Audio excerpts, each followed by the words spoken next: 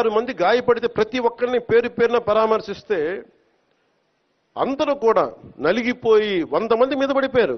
ఎంత ఉంటుంది ఒక ఆడపడుచు మీద పడిపోతే, పెద్ద ఆవిడ మీద పడిపోతే, తమిళనాడు నుంచి వచ్చారు.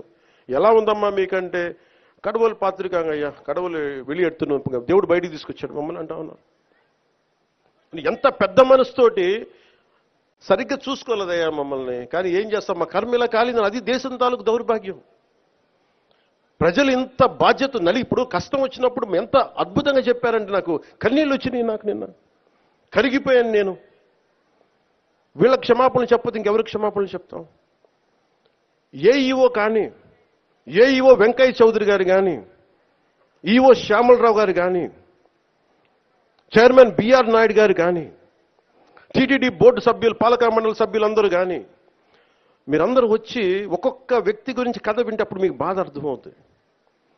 క్షమాపణలు చెప్పండి. మీరు క్షమాపణలు చెప్పి తీరాలి, వేరే దారి లేదు. కొంత మనసు కావాలి. కొంత ఏం మాట్లాడాలి, ఒకటి నేను చెప్పాను, ఇవన్నీ చేశాను. కానీ ప్రతిసారి నిన్న ముఖ్యంగా యువతకి నా విన్నపం, నా విజ్ఞాపన, ఎక్కడ ఎలా స్పందించాలి అనేది మీరు చాలా ఆలోచించాలి. సావు సమయంలో కూడా, ప్రమాదమైన సమయాల్లో కూడా నేను వస్తే సినిమా పేర్లు కానీ, కేరింతలు కానీ, ఒకళ్ళు చావుకి వెళ్ళాం మనం, ఒకళ్ళు దెబ్బలు తిన్నారు, చనిపోయారు. ఇలాంటి సమయంలో కూడా మనం కూర్చొని కేరింతలు, అరుపులతో ఉంటే భావ్యమా లేదా అనేది ప్రతి ఒక్కరు ఆలోచించాలి.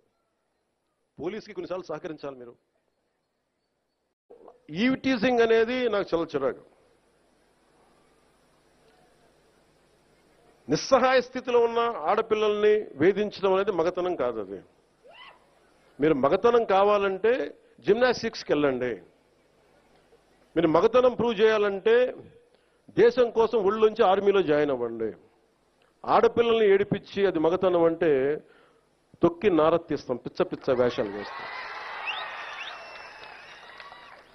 ఎందుకంటే ప్రతి ఇంట్లో ఆడపిల్లలు ఉన్నారు. తల్లి లేకుండా మనుగడ లేదు సృష్టిలో. మీరు ఆడబిడ్డలకి, పోలీస్ శాఖ కూడా నేను చాలా బలంగా చెప్తా ఉన్నాను, ఇంకొకసారి నాకు ఈవ్ టీజింగ్ అనేది నాకు కనిపించకూడదు పిఠాపురంలో. This is my directive. ఎందుకంటే నా నియోజకవర్గాన్ని నేను సవ్యంగా చేసుకోలేనప్పుడు, నా నియోజకవర్గాన్ని నేను సరిగ్గా కాపాడుకోలేను, నా డిప్యూటీ ముఖ్యమంత్రి పదవి దేనికి, అధికారులు ఉండడం దేనికి? నేను చాలా స్పష్టంగా ఉన్నాను ఈ విషయంలో.